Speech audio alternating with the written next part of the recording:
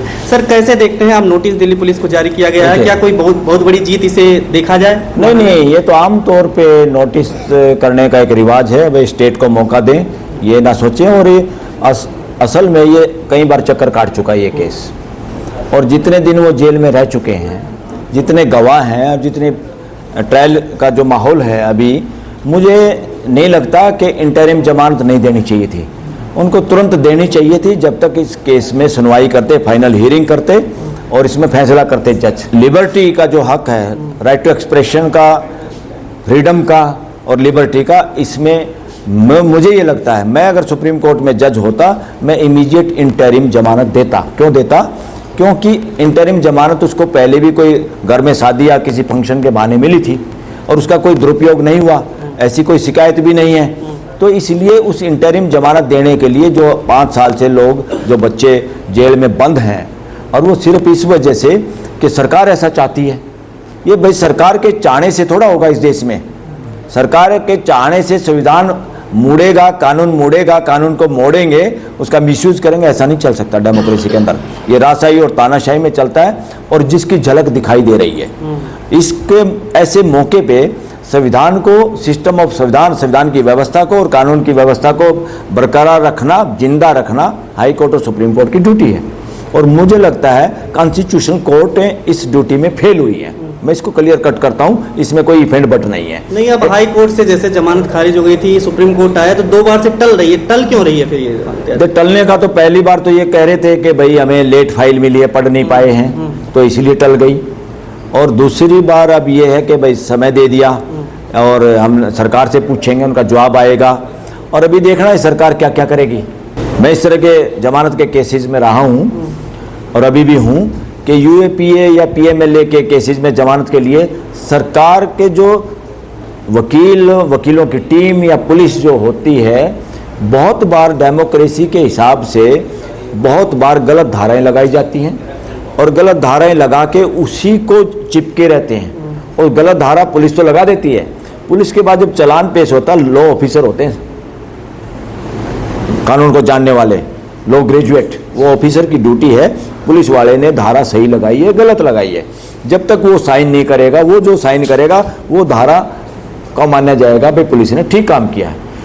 PMLA UAPA में तो एक और है, यूएपीए में क्योंकि जमानत का प्रोविजन बहुत कम है, लोगों को सजा होती है, काफ़ी दिन जेल में रहना पड़ता है, इसलिए उसमें एक और क्लोज जोड़ा मानवता के लिए, संवैधानिक मूल्यों के लिए, लोगों के फंडामेंटल राइट को बचाने के लिए, कि गवर्नर जनरल या गवर्नर साइन करेगा, क्या वाकई ऐसे सबूत हैं, ये केस बनता है कि नहीं बनता, तो गवर्नर भी साइन करता है। मैं अब एक नई बात कहता हूँ, वक़्त आ गया देश में लॉ ऑफिसर, पुलिस और ऐसे गवर्नर या लेफ्टिनेंट गवर्नर को खिलाफ कार्रवाई करने की जरूरत है। जब ये लोग यूएपीए में, पीएमएलए में बरी होते हैं, इसका मतलब शरारत हुई है, इन लोगों को जानबूझ के सरकार के कहने पे तानाशाही या राजशाही नजरिए की वजह से इन लोगों को गिरफ्तार किया है, या वोट की राजनीति को साधने के लिए ये काम किए गए। पुलिस के पास सबूत है, कई हजार पन्नों की जो है चार्जशीट दाखिल की गई है, ऐसे बार बार इसी चीज को लेकर के कहा गया कि जो है प्रोटेस्ट करना अधिकार है, लेकिन इस तरीके से दिल्ली के मामलों में, दिल्ली दंगों में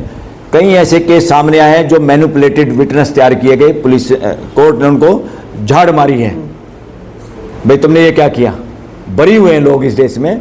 और दिल्ली में भी जो दिल्ली दंगों के कई लोगों को जो पकड़ा हुआ है, उनके गवाह जो बनाए हुए हैं, एविडेंस जो क्रिएट किए हुए, झूठे, मैनिपुलेटेड, ऐसा कोर्ट ने माना है, डिस्ट्रिक्ट कोर्ट ने माना बल्कि। तो ये देश में लोकतंत्र के हिसाब से काम नहीं हो रहा, देश में फंडामेंटल राइट का वायलेशन हो रहा है। और इस मामले पे मुझे सबसे ज़्यादा अगर कोई रिएक्शन मेरी है या रिस्पांस को, वो है देश की हाई कोर्ट और सुप्रीम कोर्ट के प्रति। यूएपी में तो कई लोगों को जमानत मिली है ना, देखिए सर, जमानत मिली, और देश की डिस्ट्रिक्ट कोर्ट जो नीचे के जो स्पेशल कोर्ट हैं, उनके जजेस का तो इतना हाल है कि हाई कोर्ट के जमानत देने के बाद भी, सुप्रीम कोर्ट के जमानत देने के बाद भी उसी लेवल का सिमिलर फुटिंग पे कोई अक्यूज्ड है, उसको जमानत नहीं मिल रही, जमानत नहीं दे रही कोर्टें। ऐसे हो रहा है जैसे वो जज की बजाय नौकरी कर रहे हैं और किसी से डरते हैं, हाई कोर्ट या सुप्रीम कोर्ट से, जिसमें चंद्रचूड़ ने भी कहा था एक बार कि डिस्ट्रिक्ट कोर्टों को अपनी ड्यूटी करनी चाहिए, लोगों के फंडामेंटल राइट के जिसकी हक बनता है उसको जमानत देनी चाहिए। लेकिन चंद्रचूड़ का एक इंटरव्यू आया है जिसमें चंद्रचूड़ जी से जब पूछा गया उमर खालिद को जमानत क्यों नहीं दी गई, तो उन्होंने जो कहा बात की जो है जजों के ऊपर जो है भ्रष्टिन लगाते हैं, विश्वास नहीं होता है, वहां से केस वापस ले लेते हैं, तो उनके फैसलों को लेकर के कहा जा सकता है, लेकिन जजों के ऊपर इस तरीके से करने से सुप्रीम कोर्ट के प्रति आस्था जो होती है वो कम होती है। भाई हम आस्था रखने के लिए मजबूर थोड़ा है सुप्रीम कोर्ट पे। सुप्रीम कोर्ट बिल्डिंग का नाम थोड़ा है। वहाँ जो जज बने हैं उनका चरित्र क्या है, उनका आचरण क्या, वो काम कैसे करते हैं, ये कोई ऐसे थोड़ा कि ऐसे किसी के घर में इन पे उंगली नहीं उठा सकते। सबसे ज़्यादा अगर किसी पे उंगली उठाने की जरूरत है तो देश की कोर्टों पे उठाने की जरूरत है, क्योंकि जब देश की संसद गलत कानून बनाए, देश की सरकार लोगों को का दमन करे ब्यूरोक्रेसी के जरिए, पुलिस के जरिए, तब ड्यूटी है 24 घंटे की कोर्टों की, और ख़ास तौर पे कॉन्स्टिट्यूशनल कोर्ट, संवैधानिक कोर्ट, हाई कोर्ट और सुप्रीम कोर्ट की। इनको बहुत पावर दी है। वो पावर, वो ड्यूटी, वो रिस्पॉन्सिबिलिटी इसीलिए दी है ताकि देश के मालिकों के साथ, देश की जनता के साथ कोई अपने आप में सिरफिरा आदमी, सिरफिरा जनप्रतिनिधि, सीएम पीएम बन के, मंत्री बन के अपने आप को देश का राजा ना समझे, ऐसी खुरापात ना करे और बदले की भावना से काम ना करे। तो ये काम है। और पुलिस को राजा की पुलिस, राजा के लठैत ना बना ले, जो सिचुएशन दिखाई दे रही है। तो चंद्रचूड़ ने जो कहा, चंद्रचूड़ ने एक बार कहा था मैंने A to Z को जमानत दी है। चंद्रचूड़ ने ये नहीं बताया कि जिस जज के सामने से ये केस वापस लिए वो इसी डर से लिए कि उसने जमानत नहीं दी लोगों को, और वो सरकार के पक्ष में जाती हुई दिखाई देता था वो बेंच, और उसी लेडी जज को, बेला त्रिवेदी को, पूरी बार एसोसिएशन ने, सारे वकीलों ने इकट्ठे होकर उसको विदाई पार्टी नहीं दी कि हमने इसको देने, ये पार्टी नहीं देनी, इसका सम्मान नहीं करना, हमें इसका अपमान करना है, देश को बताना है, ताकि कोई जज जुर्रत ना करे, कानून के हिसाब से काम करे, मर्यादा में रह के काम करे। आपकी ड्यूटी सबसे ज़्यादा है, जिसकी ड्यूटी सबसे ज़्यादा है वो वही तानाशाह हो जाए या वो सोचे जो मैं कर दूंगा वो ठीक है। नो, आज के दिन सुप्रीम कोर्ट अगर गलत फैसले देती है, ये देश उसको मानने के लिए बाध्य नहीं है, ये देश को देखना है। लेकिन किस बेंच के पास जाएगी, उन्होंने कहा कि जिस बेंच के पास जाएगी ये कोई निर्धारित नहीं होता है, वो अपना एक प्रोसेस है जिसके तहत जाती है। अरे क्या प्रोसेस की बात करे वो, ये गलत कह रहा है चंद्रचूड़, अब बकवास कर रहा है, रिटायर होने के बाद बड़ी बड़ी बातें कर रहा है। और ये क्या, वो मास्टर पोस्टर होता है, उसने वो चीज़ छोड़ी नहीं, छोड़ना चाहिए था। मास्टर पोस्टर किसी को बनाने की जरूरत नहीं है। मास्टर पोस्टर भी ऐसा ही होगा जैसे इस देश में प्राइम मिनिस्टर होगा, कि जो अपने मंत्रियों से बात नहीं करता, अपने संतरियों से बात नहीं करता, अपने एमपीओ से बात नहीं करता, सारा का सारा कलेक्टिव रिस्पॉन्सिबिलिटी को पीएमओ हाउस में कैद कर लिया कि वहीं से फैसले होंगे, वहीं से निर्धारित होगा कि गोदी मीडिया पे भी, चैनल पे नैरेटिव क्या चलेगा। ये देश के साथ गद्दारी है, ये राष्ट्रीय अपराध है। और जो राष्ट्रीय अपराध में वो सब लोग आते हैं जो अन्याय करते हैं या जिनकी ड्यूटी न्याय करने की वो न्याय नहीं करते, वो भी राष्ट्रीय अपराधी हैं। उनका कहना ये है कि अगर हम जो जजेस हैं उनके चरित्र पर सवाल उठाएंगे, हमें फैसलों पर सवाल उठाने का बिल्कुल अधिकार है, उसको क्रिटिसाइज करने का अधिकार है। हाँ। लेकिन अगर हम पर्टिकुलरली हर जज के चरित्र पे सवाल उठाएंगे, उनके फैसलों पे या जाति पे, बाकी चीजों का आधार बना के सवाल उठाएंगे, तो जो ये संस्था है उसकी डिग्निटी खत्म हो जाएगी। उस पर लोगों मैं सहमत नहीं हूँ उसकी बात से, वो गलत बात कर रहे हैं।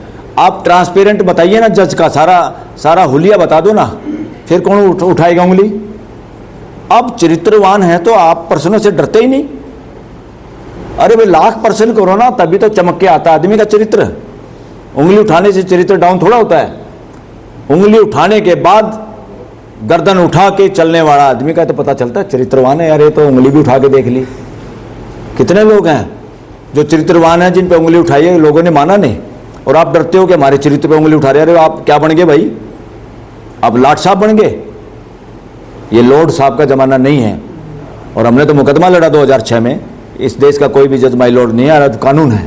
पर सर 5 साल हो गए ना, तो ट्रायल भी शुरू नहीं हुआ। उमर खालिद को 5 साल जेल। इसलिए तो कह रहा हूँ, इसलिए तो उंगली उठा रहे हैं जुडिशरी पे कि इंटरिम जमानत के लिए नोटिस देने की जरूरत नहीं थी। सुप्रीम कोर्ट के जजों को इमीडिएट जमानत देनी चाहिए थी। मुझे वकील मेजोरिटी ये कहते हैं, ये ऐसा बिहेव करके दिखाते जैसे किसी को खुश करने की कोशिश में। कोर्ट किसी को खुश करने के लिए थोड़ा है। कोर्ट देश को न्याय करने के लिए, संविधान के हिसाब से आचरण करने के लिए। ये कोर्ट जजों की कोर्ट थोड़ा है। ये कोर्ट देश की कोर्ट है। लेकिन विशेष समुदाय की बात जो कही जा रही है, आरोप लग रहा है बार बार कि ये विशेष समुदाय के लोग हैं इसलिए बिल्कुल, मैं इस बात से सहमत हूं। मेजोरिटी एडवोकेट देश के सहमत है। विशेष समुदाय की होने की वजह से, मुसलमान होने की वजह से उनको जमानत नहीं मिल रही इस देश के अंदर, और ये गलत हो रहा है। और इसमें जुडिशरी का रोल भी एक तरह से देश को कलंकित कर रहा है। सरकार ये का clear रोल है। कैसे है? मतलब सरकार का रोल तो टोटली कलंकित है, कलंकित करने वाला है। नहीं, इस मामले में सरकार का क्या रोल है? सरकार का क्या रोल है? सरकार का तो आप देखना, जवाब क्या देगी सरकार। नोटिस दे दिया, नोटिस के चक्कर में कितनी डेट लगती हैं ये देखना आप, और कितनी लंबी लंबी डेट लगती हैं। फिर हो सकता है बीच में कोई जज ही कह दे कि मैं तो नहीं सुनूंगा जी, बदल दो जी। लेकिन ये बच्चे हैं, स्टूडेंट्स हैं, उमर खालिद और तमाम लोग जो हैं, यंग युवा के लोग हैं, इनको जेलों में रख के क्या करेगी सरकार? मतलब क्या इसको फायदा क्या होगा? मनसा क्या है? अरे मनसा ये है, जो बच्चे निर्भीक होकर बोलते हैं, वो तानाशाही और राजशाही मानसिकता के मानसिक बीमारों को ठीक नहीं लगती। जो लोकतंत्र के पक्ष में बोलते हैं और जो लोकतंत्र के अंदर चोरी चकारी से जनप्रतिनिधि बने बैठे हैं या सत्ता में बैठे हैं, वो लोग तो डरते हैं। वो लोग तो आवाज से डरते हैं। चोर आवाज से डरता है। चोर अंदर चोरी कर रहा है, बाहर कोई कुत्ता आपस में लड़ पड़े, वो डरता वो है अंदर वाला। जमानत मिलेगी? ये चोर के मन में मोर। अब जमानत मिलेगी 7 अक्टूबर को जो डेट लगी है? नहीं, 7 को कहाँ मिलेगी? अगर 7 को मिलनी होती तो नोटिस नहीं होता, इंटरिम जमानत ही मिल जाती।